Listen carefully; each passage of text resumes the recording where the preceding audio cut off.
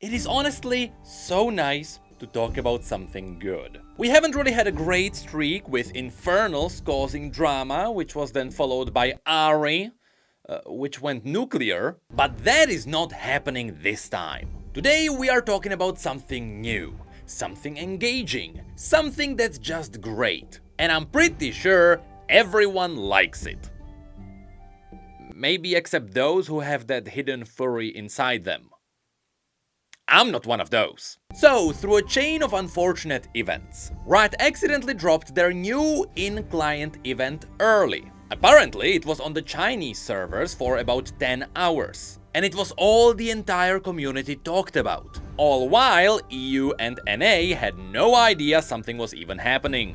The thing is, Skin Spotlight realized that you can just launch the event in English. And that's how the news got to the West. And about half a day after the entire world learned about this, Riot just released it. Now, even though we are going to talk about a portion of this event, I am not going to show you the main meat of what Riot is cooking up, because I would spoil something that is best experienced blind. Instead, we are going to talk about the intro scene, which plays at the very beginning of the event, because that is the main setup for the story and for the character. And yes, keep in mind that I am recording this before I played the main event. I plan on doing it tonight, on stream, maybe a few hours after this goes live. But I will dump the full playthrough here anyway. So strap up, because we're going to have a look at something great. By far the coolest part of what we are about to experience here is that everything is voiced. And everything has new custom music. And together it sets up the scenes unlike anything League has done before.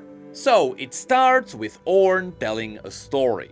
And remember that this is Ornn telling a story because it will actually be important later. After which there is no hesitation to start with the twists. And we are immediately greeted with Swain's Raven. As of right now, without playing through the event and without having the full bio of the champion, we only have speculations as to why the Ravens are here. Their main point is that they are scouting the world, using the power of Swain's demon called Realm, so that no matter what happens around the world, Swain has the advantage of knowledge. And since the Ravens are here, their main focus point is likely the new champion. After which we can see the new champion, Aurora, marching into Ornn's home, which we know as Hearth-Home. And here we can already start speculating.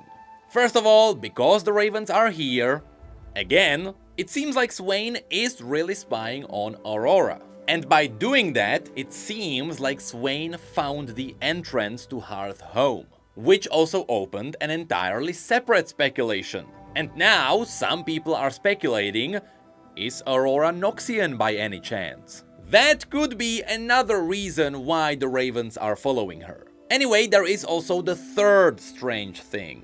As you can see, Hearth-Home seemed to be empty when she first approached this place. But then, after using her magic, it seems like she pierced through some kind of an illusion and she revealed Hearth-Home.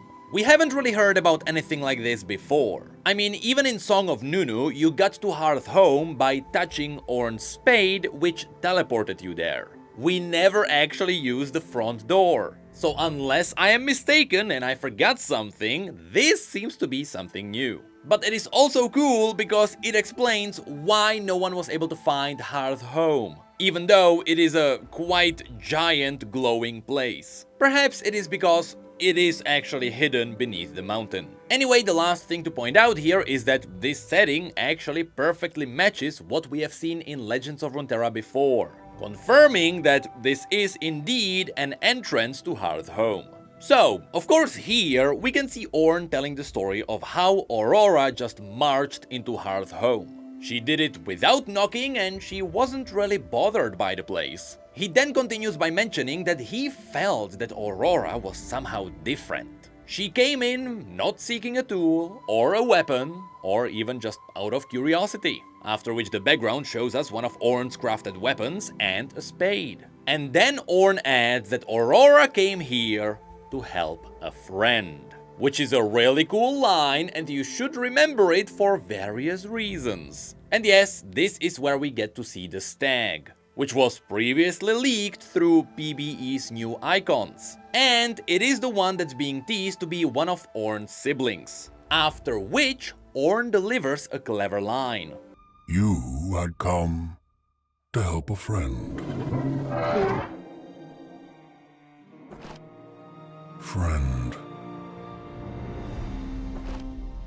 Isn't that a funny word?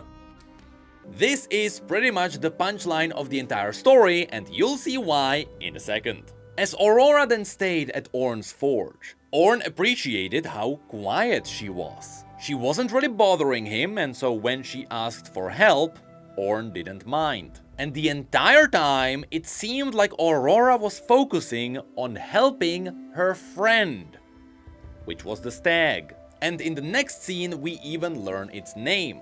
It is called Haestyr. And what's funny to see here is that they likely had all the in-game voice lines recorded, so they didn't have the voice actor, so when you play this event, she just has random grumbles.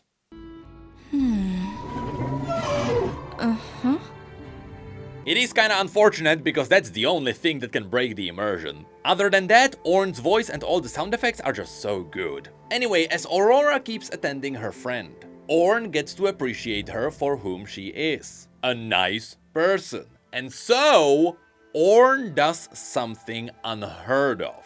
He crafts a new item. And the item may look like a gun or a blade at first sight, but it is, in fact, a wand.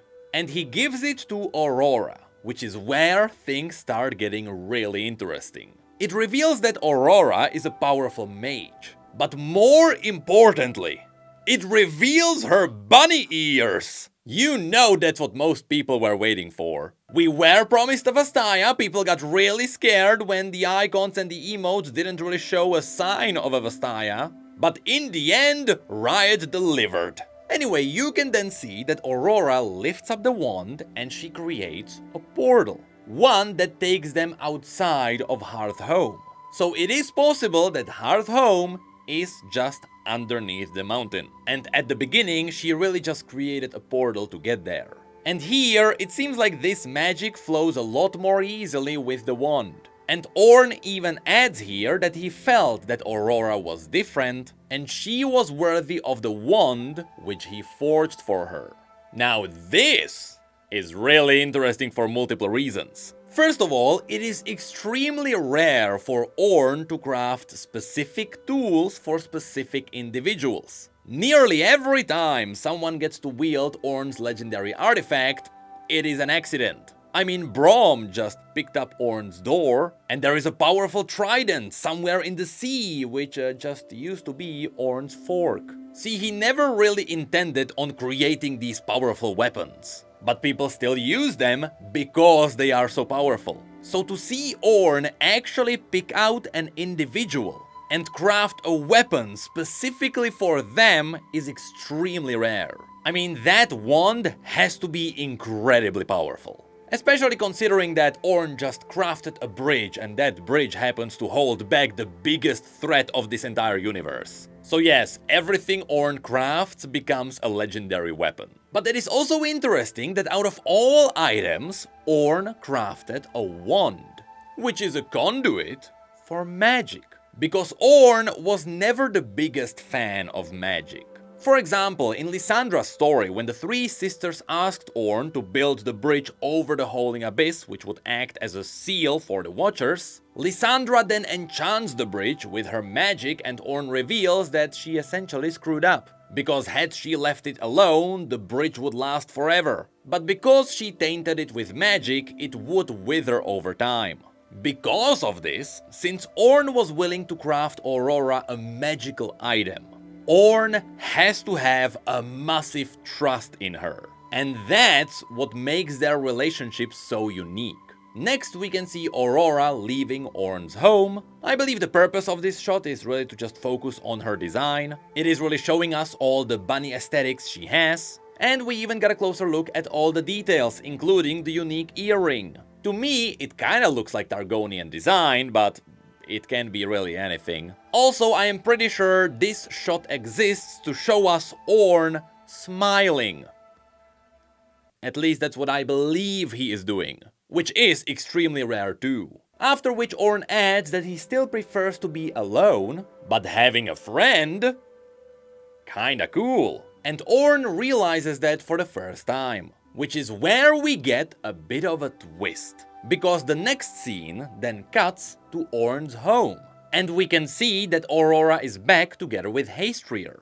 And Ornn kinda admits that Aurora is his friend. The reason why this is awesome is that it is revealed that the entire time Ornn was reading the story of how the two met. And at the beginning, when he mentioned that Aurora came to his home to help a friend, which seemed to be Haestyr at first, well now it's kinda teasing that she arrived to also help Ornn, because they became friends after all. Which is where the story ends, and it is where it leads you into the playable side of this event. But more importantly, this is where people got a closer look at Aurora's design. And while everyone loved what they saw here, this was the point where some people got nitpicky. Because yes, at the beginning people got afraid that this bunny Haestyr would not really be a bunny. And here it got saved with the bunny ears, the bunny tail, and the legs. Which a lot of people started joking about. Because a new furry was in town. Which some furries actually didn't like. Because this is not a furry now, is it? It is just a lady with ears and a tail. And to be honest, I kinda get what they mean. League can actually deliver some stellar designs when they lean into the entire Hastyan mythos. So from that perspective, Riot could have gone a lot more interesting route, but instead they just decided to play it safe. The thing is, this is as much of a Haestyr as one could expect. Even though I do believe the more animalistic approach would be interesting, the design is still very much in line with the universe. It is nearly identical to the Hastyan tribes of someone like Xayah and Rakan. More human-like upper bodies with more animalistic bottoms. So purely from the perspective of the lore, this is fine. And now all that's left to do is to wait for me to play the playable side of the event, but also to see what she actually looks like in-game. But so far, all of this looks awesome. I mean, the lore has been frozen for quite a while. It's been over a year if we don't count new champions. So to get something like this after the long wait felt really awesome. And honestly, if Riot gets the narrative team back together, and they start giving us similar events like 4 times a year, like once every 3 months, on top of the bios from all the new champions, I think that would be enough to revive the hype behind League's lore. I mean, we are still waiting for things to ramp up, and this would be a great approach. So let's hope Riot keeps it up. And yes, I wouldn't worry about the design too much. Aurora looks great. Although, I still know people expected Judy Hopps.